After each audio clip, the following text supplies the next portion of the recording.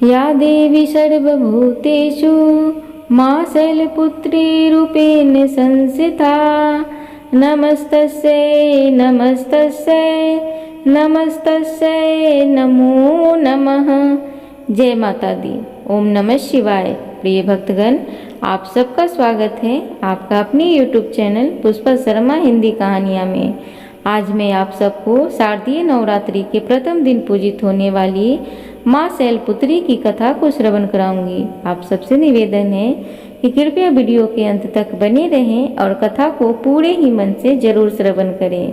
तो चलिए सुनते हैं। आज से शारदीय नवरात्रि प्रारंभ हो चुकी है। ईश्वर माँ डोली या पालकी की सवारी पर विराजमान होकर आ रही हैं। नवरात्रि के 9 दिनों में माँ दुर्गा के अलग अलग स्वरूपों की पूजा की जाएगी और आज माता के प्रथम स्वरूप शैलपुत्री की पूजा की जाएगी। माता शैलपुत्री का स्वरूप कुछ इस प्रकार है। माता शैलपुत्री का स्वरूप बेहद शांत और सरल है। माता के एक हाथ में त्रिशूल और दूसरे में कमल शोभा दे रहा है। माँ अपने नंदी नामक बैल पर सवार होकर संपूर्ण हिमालय पर विराजमान है। इसलिए माता शैलपुत्री को वृषोरूढ़ा और उमा के नाम से भी जाना जाता है। यह वृषभ वाहन शिवा का ही स्वरूप है और शैलपुत्री समस्त वन्य जीव जंतुओं के रक्षक भी है। माता शैलपुत्री ने घोर तपस्या करके ही भगवान शिव को प्रसन्न किया था। शैलपुत्री के अधीन वे समस्त भक्तगण आते हैं जो योग, साधना, तप और अनुष्ठान के लिए पर्वतराज हिमालय की शरण लेते हैं। माँ अपने भक्तों की हमेशा मनोकामना पूरी करती हैं और साधक का मूलाधार चक्र जागृत होने में सहायता मिलती है। माँ शैलपुत्री की पूजा विधि कुछ इस प्रकार है। शारदीय नवरात्रि के प्रथम दिन ब्रह्म मुहूर्त में उठकर स्नान आदि से निवृत्त होकर स्वच्छ वस्त्र धारण करें और फिर चौके को गंगा जल से साफ करके माँ दुर्गा की मूर्ति या फोटो स्थापित करें।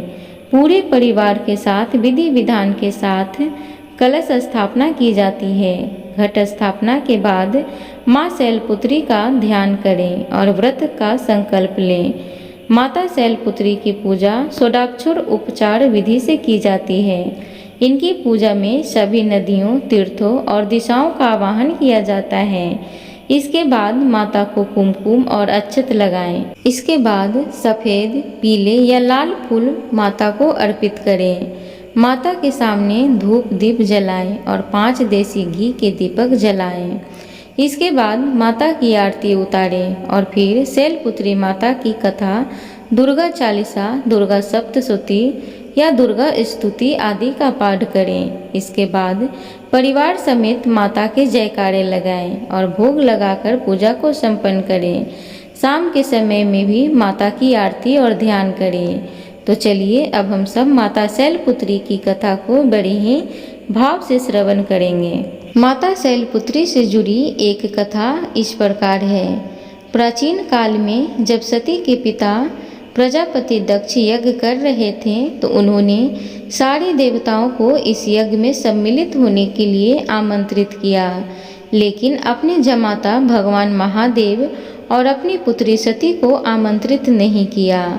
लेकिन सती को अपने पिता के यज्ञ में जाने की बहुत इच्छा थी। उनकी व्यग्रता को देखकर शंकर जी ने कहा कि संभवतः प्रजापति दक्ष हमसे रुष्ट हैं, इसलिए उन्होंने हमें आमंत्रित नहीं किया होगा। शंकर जी के इस वचन से सती संतुष्ट नहीं हुई और जाने के लिए अड़ गई। उनकी जिद देखकर भगवान शंकर ने उन्हें वहां जाने की अनुमति दे दी।